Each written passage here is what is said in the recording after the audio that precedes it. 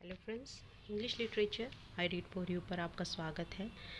तो आज हम डिस्कस करेंगे practice set 4 based on William Wordsworth work. इसमें विलियम वर्ड्सवर्थ के वर्क से रिलेटेड सभी इंपॉर्टेंट एमसीक्यूज़ हैं जो कि इंग्लिश लिटरेचर के किसी भी एग्ज़ाम के पर्सपेक्टिव से बहुत इंपॉर्टेंट हैं। तो ये वीडियो बहुत इंपॉर्टेंट रहने वाली है दोस्तों। वीडियो को स्टार्ट करने से पहले हमारी आपसे एक रिक्वेस्ट है, अगर आपने हमारे चैनल को सब्सक्राइब नहीं किया है दोस्तों तो प्लीज़ हमारे चैनल को सब्सक्राइब कीजिए, लाइक कीजिए, शेयर कीजिए और प्लीज़ बेल आइकन को दबाइए ताकि सभी नोटिफिकेशन आपको टाइम टू टाइम मिलते रहे और आप अपनी प्रिपरेशन में किसी भी तरीके की कोई रुकावट महसूस ना करें। ये एक वन स्टॉप डेस्टिनेशन है दोस्तों आपकी UP PGT, TGT, LT grade, GIC की तैयारी के लिए। और हमने जो इंग्लिश लिटरेचर के सभी कॉन्सेप्ट को धीरे धीरे यहाँ पर कवर कर रहे हैं और आपके लिए एक से एक इम्पॉर्टेंट जो है सीरीज़ लेकर आ रहे हैं, चाहे वो एलटी ग्रेस की सीरीज़ हो, चाहे वो यूपी पीजीटी हो, टीजीटी हो, सभी को हम यहाँ पर धीरे धीरे कवर करने वाले हैं। तो चलिए वीडियो को स्टार्ट करते हैं। नंबर फर्स्ट पर है हमारे पास, which of the following is not the work by Wordsworth. तो ये जो क्वेश्चन नंबर 1 है दोस्तों, हमने अपनी प्रैक्टिस सेट नंबर 3 में 41 to 60 को कवर किया था। तो अभी हम बात कर रहे हैं, इसको 61 मानिए। तो विच of the following is not the work by Wordsworth. नीचे जो ये वर्क्स दिए गए हैं उनमें से ऐसा कौन सा है जो विलियम वर्ड्सवर्थ के द्वारा नहीं लिखा गया। Daffodils, river Duddon, guilt and sorrow, ruined cottage. तो आपके पास केवल 10 सेकेंड्स हैं।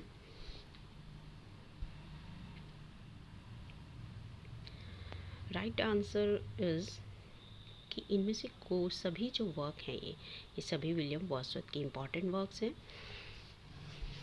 देखिए, डैफोडिल्स उनकी एक बहुत खूबसूरत पॉम है। River Durden a series of sonnets है। गिल्ट एंड सॉरो भी उनकी एक खूबसूरत सी एक पॉम है जो कि उन्हें फ्रांस से आने के बाद लिखी थी। रूइंड कॉटेज ये भी उनकी एक खूबसूरत पॉम है। तो जो कि ये डील करती है पोएम सफरिंग के साथ, एक sorrow, death of A women. तो उसकी जो पैथेटिक स्टोरी है उसको डिस्कस करती है इसमें। तो अगर हम इन सभी ऑप्शंस को डिस्कस करें दोस्तों तो डैफोडिल्स बहुत खूबसूरत पोएम है, जैसे कि काफ़ी बार जो है हम बचपन से पढ़ते आ रहे हैं। रिवर डर्डन एक सीरीज़ है सॉनेट्स की, इसी की 1804 से लिखना उन्होंने स्टार्ट किया था, 1820 तक इसको कंप्लीट किया था। तो इसमें जो है 33 सॉनेट्स थी, but at the time of publishing there was total 34 sonnets. तो कितनी सॉनेट्स थी इसमें रिवर डर्डन में? Total there are 34 sonnets. अगर रूइन कॉटेज की बात करें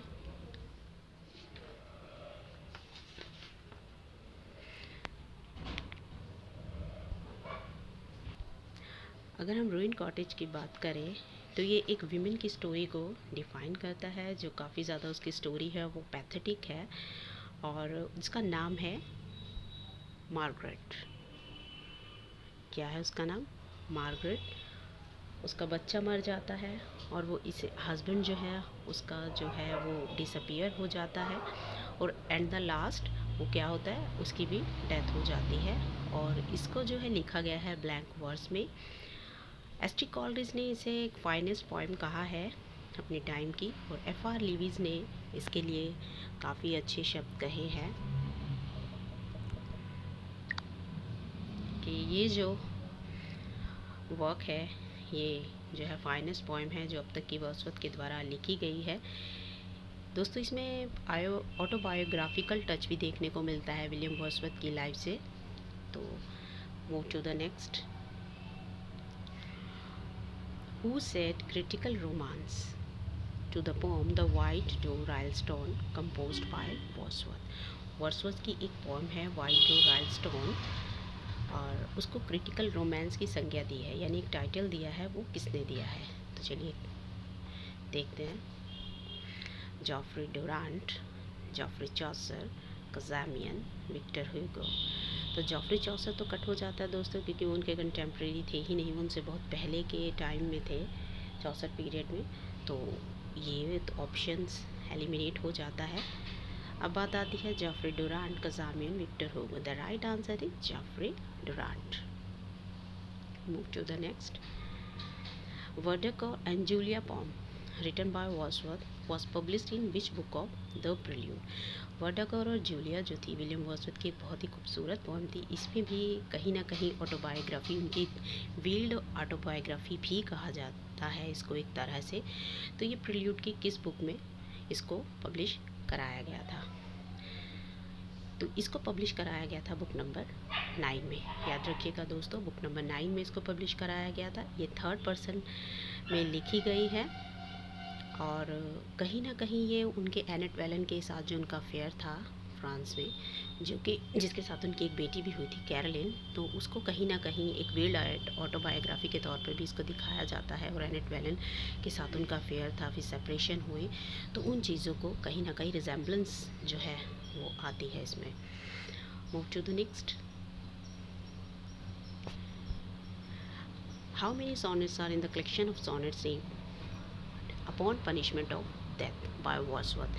विलियम वर्ड्सवर्थ की एक वो कलेक्शन है सॉनेट्स का जिसका नाम है अपॉन पनिशमेंट ऑफ डेथ।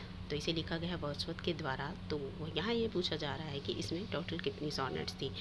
तो दोस्तों अगर हम इसकी कंपोजिंग ईयर की बात करें तो 1839 से 1840 तक इसको कंपोज किया गया था। और इस कलेक्शन में टोटल कितनी सॉनेट्स थी? तो इस कलेक्शन में थी total 14 sonnets. Move to the next. Among the following is not the work by Wordsworth? इनमें से कौन सा है जो विलियम वर्ड्सवर्थ के वर्क में नहीं आता है?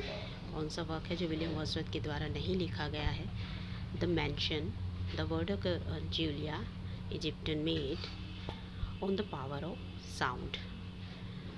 तो दोस्तों वर्डागर जूलिया को भी हमने पहले एमसीक्यूज़ में, अभी पिछले एमसीक्यूज़ में डिस्कस किया है कि उनकी खूबसूरत पोम है, वील्ड ऑटोबायोग्राफी के नाम से भी इसको माना जाता है। इजिप्शियन में उनकी जो थी एक खूबसूरत लास्ट कह सकते हैं, एक मिसलेनियस सॉनेट भी कह सकते हैं, जिसे कि उन्होंने 1845 में लिखा था, बिल्कुल अपने लास्ट पीरियड में बात लिखें जब वो पोएट लॉरिएट थे। On the power of sound की बात करें तो ये उनकी लास्ट सक्सेसफुल ओड मानी जाती है। तो द मेंशन जो है ये टी.एस. एलियट का वर्क है।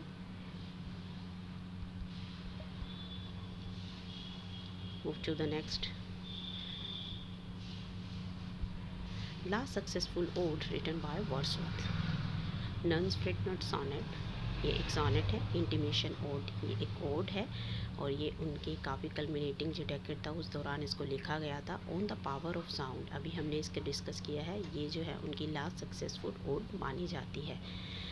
और लास्ट ऑप्शन बचा है extempore effusion on the death of James Hogg. तो ये भी जो है वर्क उनका एक एलर्जी है। अगले एमसीक्यू की तरफ बढ़ते हैं दोस्तों। Poet is the rock of defence for human nature. एक जो ह्यूमन नेचर के लिए एक पोइट क्या होता है, एक रॉक की तरह होता है, एक चट्टान की तरह होता है, जो कि उनको चीज़ों से अवगत कराता है। ये लाइंस किसके द्वारा कही गई?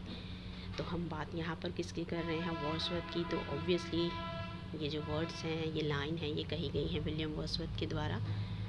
Move to the next question. Lines appeared in which work? We are passed with the heavy lodge. ये लाइन किस वर्क में अपीयर हुई हैं? The fountain, London 1802, lines composed on Westminster Bridge, scorn not sonnet. The right answer है दोस्तों the fountain. ये fountain में appear हुई हैं लाइन्स और काफ़ी फेमस लाइन है, कई बार जो है इनको एग्ज़ाम में पूछा भी जा चुका है। Move to the next. Who said the poet binds together by passion and knowledge the vast empire of human society? ये जो वर्ड्स हैं ये किसने कहे हैं? ये विलियम वर्ड्सवर्थ ने कहे हैं। तो इनमें वो क्या कहते हैं कि जो पोइट्स होते हैं एक दूसरे के साथ जुड़े होते हैं, और वो किस चीज़ से उनका जुड़ाव होता है? पैशन के द्वारा, नॉलेज के द्वारा, जो भी उन्हें ह्यूमन सोसाइटी के बारे में होती है, तो इस पैशन के द्वारा वो एक दूसरे के साथ जुड़े होते हैं। नंबर 10 पर है above lines are appeared in which work? अभी जो ऊपर हमने लाइंस पढ़ी हैं दोस्तों, the poet binds together by passion and knowledge the vast empire of human society. The prelude preface to lyrical ballads 1800, lyrical ballads 1805।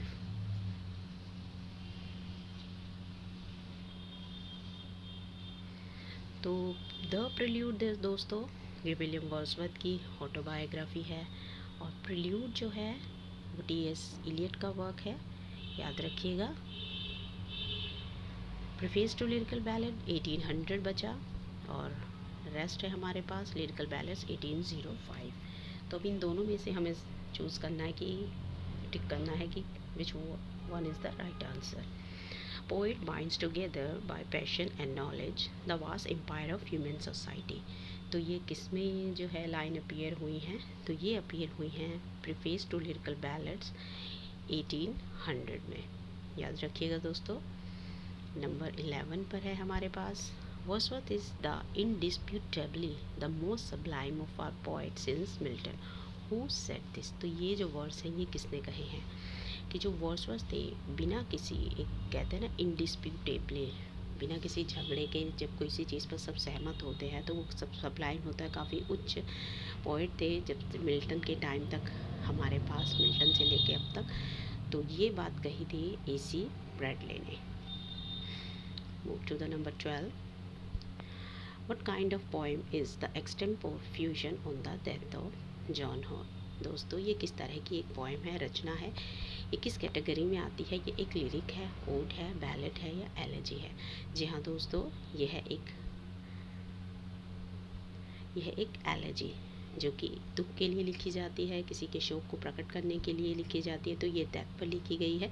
हम यहाँ से भी इस चीज़ को अंदाज़ा लगा सकते हैं, जब किसी की डेथ पर कोई रचना या कृति करी जाती है तो उसको एलेजी में काउंट किया जाता है।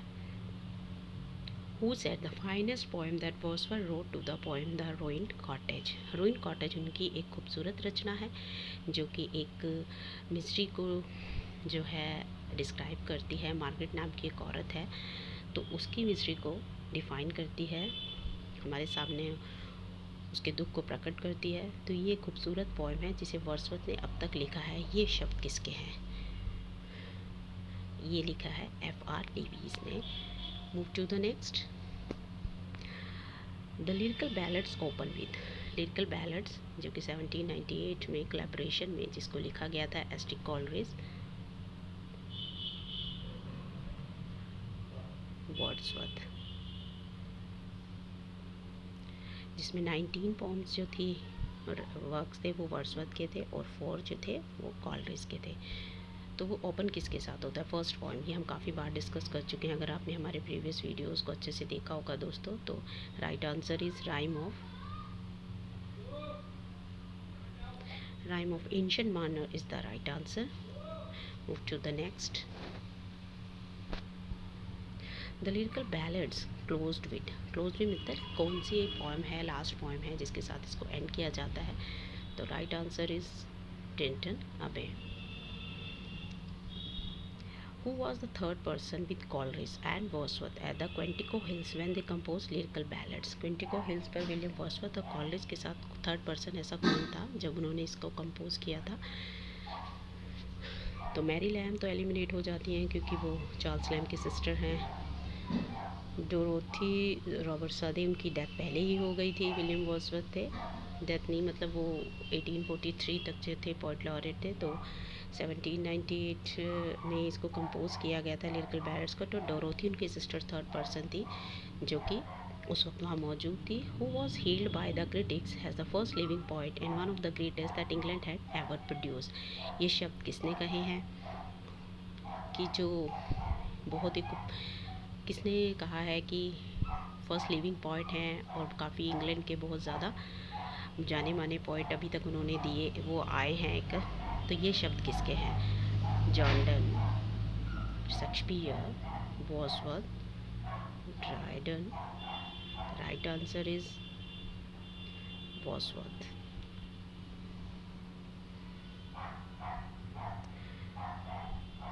Which romantic poet coined the phrase "Birds of Time"?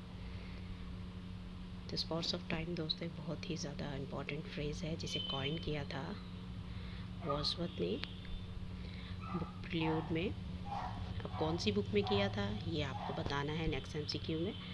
In which book of Wordsworth does the phrase appear spots of time, and the right answer is the prelude book number 12। And the last of this practice set number 20, ये number 80 है actual में। Which work of Wordsworth records his impression of a manufacturing district of north England. North England के जो एक district था उसको manufacture किया गया है तो किस रिकॉर्ड में उनके इम्प्रेशन को बताया गया है। तो फर्स्ट ऑप्शन है the excursion, the ruined cottage, truth, none of this. तो राइट आंसर है द एक्सकर्जन। याद रखिएगा ये बहुत इंपॉर्टेंट MCQs हैं दोस्तों। आप कुछ भी चीज़ कोई भी पॉइंट मिस मत कीजिएगा, साथ में नोट बनाते हुए चलिए। जो एक्स्ट्रा जो पॉइंट्स हैं फैक्ट्स हैं हम डिस्कस करते हुए चल रहे हैं। आई होप आपको वीडियो अच्छी लगी होगी और चीज़ों को अच्छे से समझते हुए हम चले हैं। अगर आपको हमारी वीडियो अच्छी लगी है दोस्तों तो हमें सपोर्ट कीजिए, हमारे चैनल को सब्सक्राइब कीजिए और ज़्यादा से ज़्यादा शेयर कीजिए। और अपना फीडबैक या अपनी कोई भी अगर क्वेरी है तो उसको कमेंट सेक्शन में ज़रूर बताइए। तो तब तक मिलते हैं नेक्स्ट वीडियो में नेक्स्ट वर्क के साथ। तब तक पढ़ते रहिए, खुश